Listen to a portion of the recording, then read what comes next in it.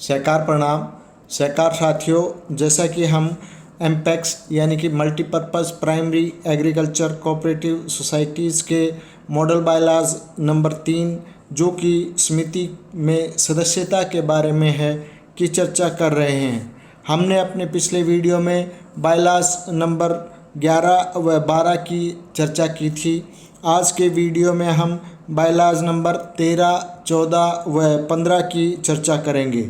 Video को ज़्यादा से ज़्यादा सहकार बंधुओं तक पहुंचाने के लिए शेयर करें, लाइक करें तथा चैनल को सब्सक्राइब ज़रूर करें।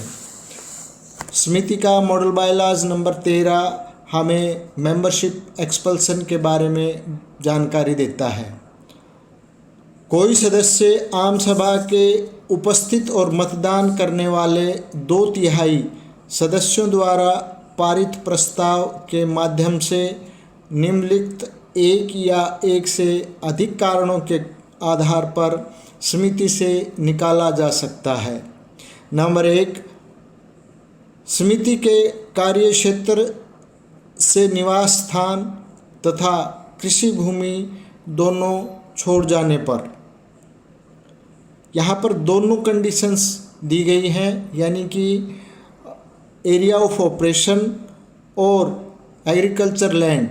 अगर वो दोनों छोड़ देता है तो उसकी समिति की सदस्यता रद्द की जा सकती है।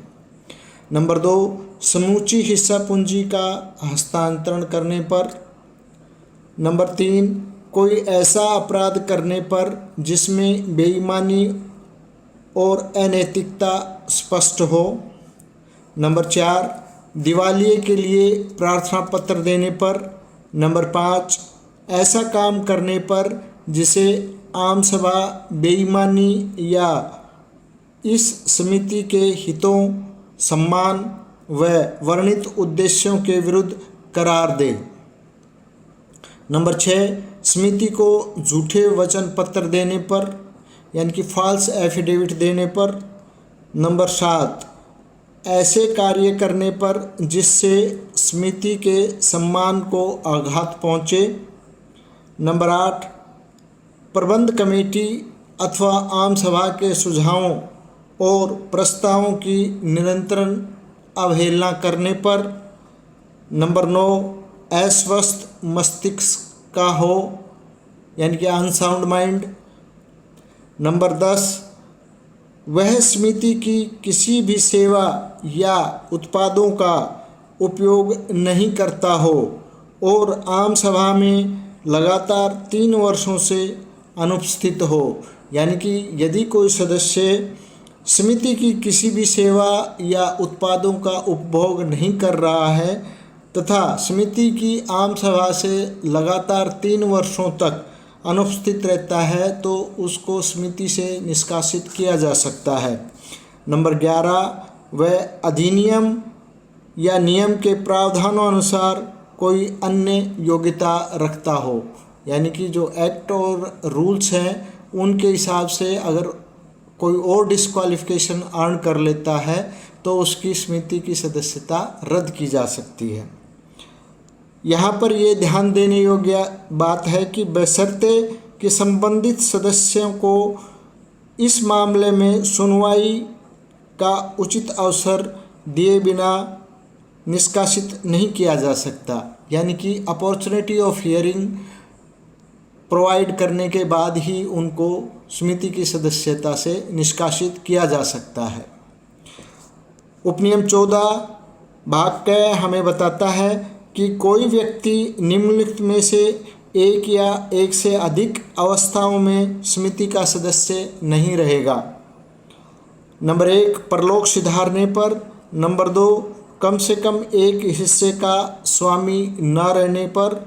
नंबर 3, समिति के प्रबंधक को 3 मास का नोटिस देकर अपना नाम कटवा लेने पर, यानी कि विड्रॉल ऑफ मेंबरशिप, बशर्ते कि वह समिति का ऋणी न हो और न ही अदा न किए गए ऋण का साक्षी हो, यानी कि किसी में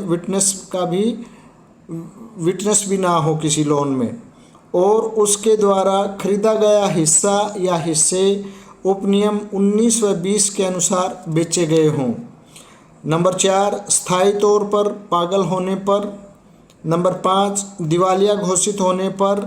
और नंबर 6, समिति द्वारा दी जाने वाले गतिविधियों को प्रत्यक्ष या अप्रत्यक्ष रूप से स्वयं करने लग जाने पर।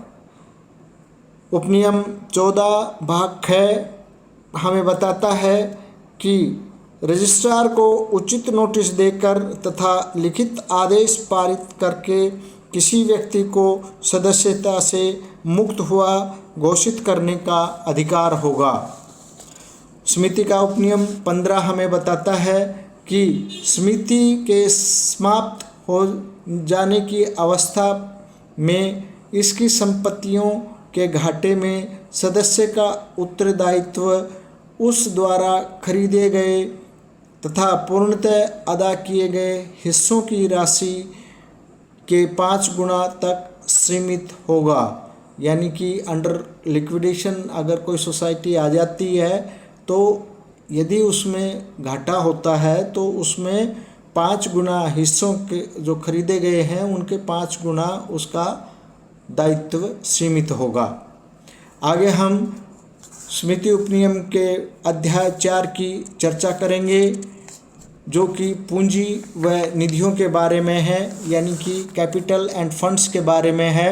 आप हमसे जुड़े रहें, वीडियो को ज़्यादा से ज़्यादा शेयर करें, लाइक करें तथा चैनल को सब्सक्राइब ज़रूर करें। धन्यवाद। जय हिंद, जय सरकार।